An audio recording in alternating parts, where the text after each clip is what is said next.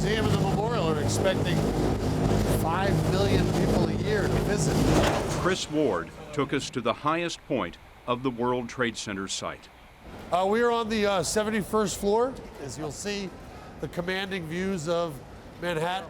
Ward runs the Port Authority of New York and New Jersey, the transportation agency that owns these 16 acres and oversees the rebuilding. How tall will the building be at its peak? Well, it'll be at 104 stories.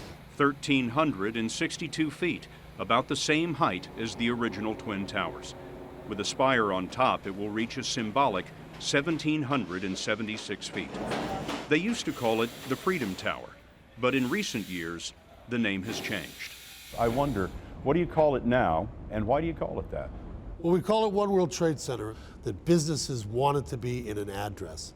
They didn't want to be in a symbol. And I think America, New York City was free before 9/11. We're free today. Today, Ground Zero is buzzing with cranes and construction workers, but for many years, it was mired in debates and delays. When Ward took over the Port Authority 3 years ago, steel was just barely coming out of the ground.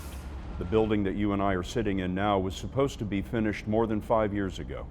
You came in to turn this project around and get it on track. How did you do it? Too long, the site was defined by the vision of the site, the day of the attack, political messages, groundbreakings, ribbon cutting. What we tried to do is first turn it into a construction site and get it on a schedule that we know we could do. The schedule has the tower rising 1 floor every week, 82 floors so far, more than 1,000 feet tall already. The building is much stronger than the average skyscraper. 70-ton, 60-foot-long steel beams bear the load. A concrete core, 5 times stronger than a New York City sidewalk, is reinforced with oversized steel rods. Fire safety is state-of-the-art. All of this with one aim in mind. So the building is actually engineered to take a hit from a fully loaded jetliner. Exactly.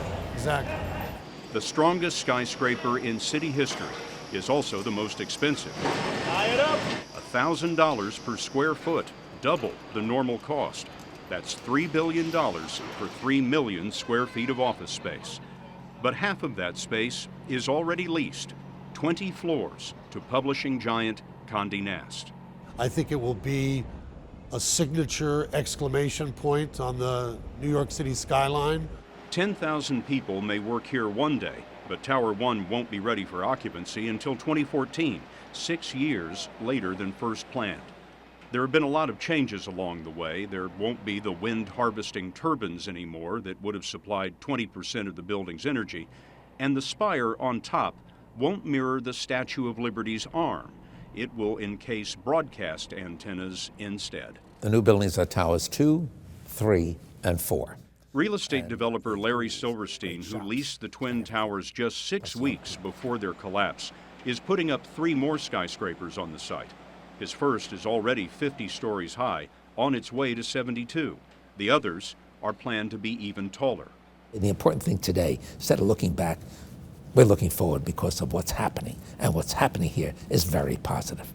The big columns that I was talking about. But the first project to be completed at Ground Zero isn't a building. It's the 9/11 Memorial.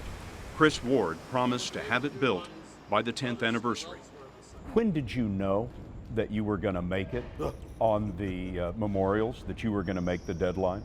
4 or 5 months ago, we saw we could get there. That's not to say, Scott, it has been without its concerns and challenges every single day. Wow, look at this. 2 granite reflecting pools stand precisely where the Twin Towers once did. Waterfalls cascade down 30 feet. So this is precisely in the footprint of the World Trade Center tower? Exactly. This fountain alone is the largest man-made fountain in America. We've built 2 of them. 660,000 gallons of water recirculating 24/7. What does this site say to the world?